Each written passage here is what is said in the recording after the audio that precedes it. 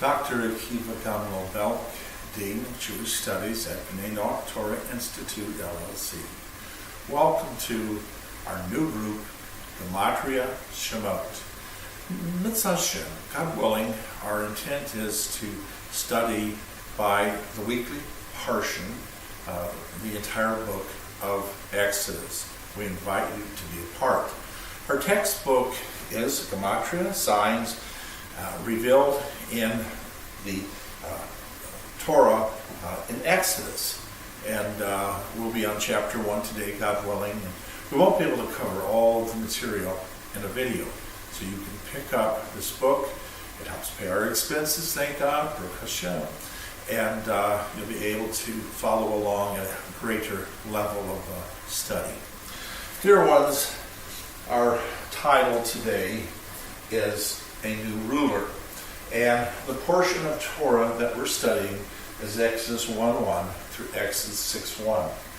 Now, our portion that we're going to actually focus in on, really zoom in on, is in Exodus 1:8. Dear ones, we know that the Torah begins, there was a new ruler that arose. And he didn't know Joseph. And this resulted in the people of Israel being put into captivity and being made slaves and being treated very harshly, murdering them and their children. A very, very unfortunate, difficult time. But thank God it all came out for good. What God does is for good. So what we recognize in our mystical study today is that the word vayakam is the gematria of 156. We recognize that the name Yosef is the gematria of 156. We recognize you command, mitzvah is the gematria of 156. And we recognize asif is the gematria of 156. This is in gathering.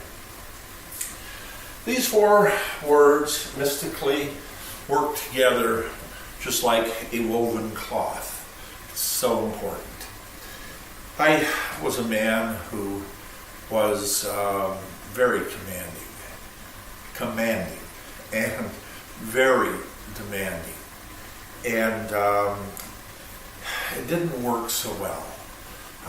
Leadership, a lot of leadership, when they take a new position, as this Pharaoh in Egypt, they take the reins and they want everyone to know they're in command, they're in charge, and you'll do it their way or you'll suffer.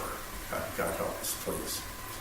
That's not the way to be a leader. And that's what we want to share. A new leader arose. The concept of arising is not to arise with a stick and be commanding over individuals.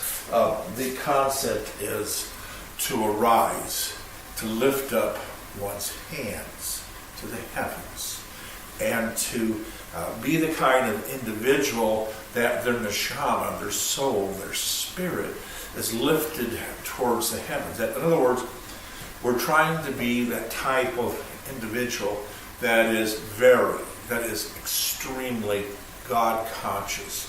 That what we say in our four corners of our room is monitored by us. That we're real careful with our words, with our speech, and what we say to others. It's always monitored, always monitoring ourselves. And so what this should indicate is that when this new ruler comes in, they're the type of person that God really enjoys the way that they conduct themselves, the way they treat other human beings. That's an aliyah, that's a rising up. That's a quality. Now, then we see Yosef. This is the type of man Yosef was. Joseph was a wise man, but he was a man of compassion, a man of understanding, a man of tenderness. His brothers came to him in Genesis chapter 50, and they were frightened. Their father had died, and they were concerned what Joseph would do to them now that Yaakov was dead.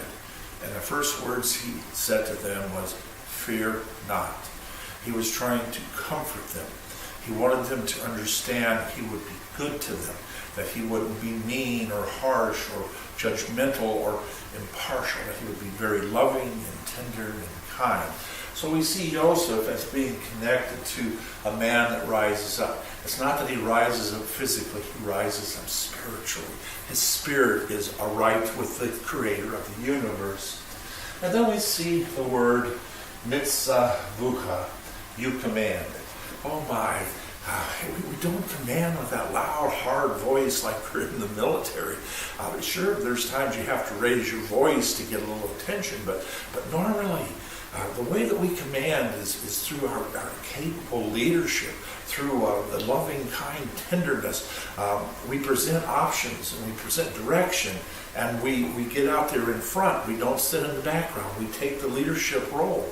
So we see Joseph as being that individual who offered commands, but he did so in such a way that it wasn't intimidating. He did so in such a way where he was looked upon as a very, very good leader. And then we see the word ha'asif, which means ingathering. This is what a leader does. A leader who is kind and who is tender, people are drawn to that leader. People want to be around that leader. People want to be around that personality. But a leader that's harsh, a leader that's difficult, pushes people back, pushes people away. So we have all different types of leadership roles. We have the parent leadership role. We have to be very careful, very tender, but yet we have to be firm with our children. You don't have to be mean to be firm. You can just say, this is the way it is, and that's it.